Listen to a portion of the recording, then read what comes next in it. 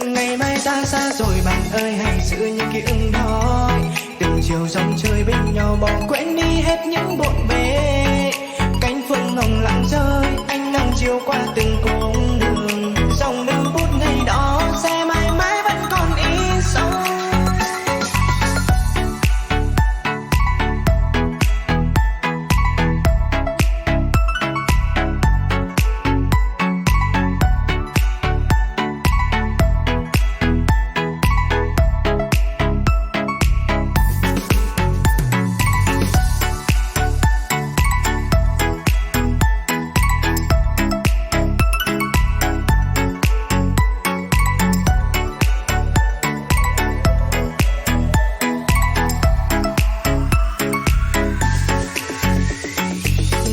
Rơi khắp sân trường, từng bên nhau trên những cung đường. Thời gian trôi qua ôi sao chẳng đợi ai. Tuổi thanh xuân ta đã qua rồi, ngày chia tay không nói nên lời. Giọt nước mắt rơi nhưng sau đừng buông lời. Mơ về một tương lai tươi đành đi nào bạn ơi. Ngày tháng bên nhau rồi cũng qua mau, chẳng thể giữ những nghẹn ngào. Như những con diều từng chiều ta thả bay cao vút trong gió.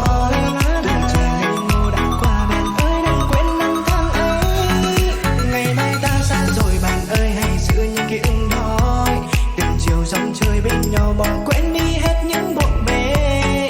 Cánh phương hồng lặng rơi, ánh nắng chiều qua từng cung đường. Dòng lưu bút ngày đó sẽ mãi mãi vẫn còn in sâu.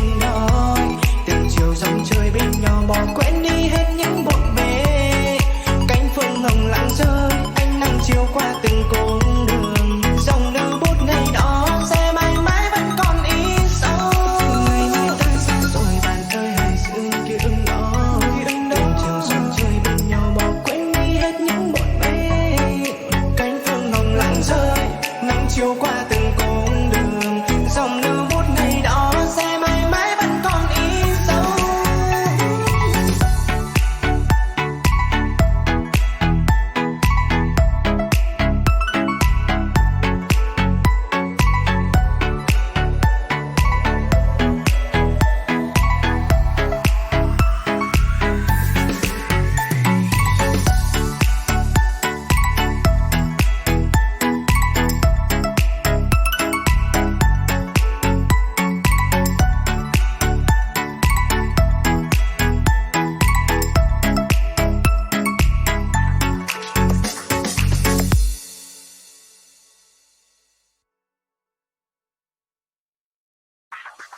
Ngày mai ta xa rồi bạn ơi, hãy giữ những ký ức đó.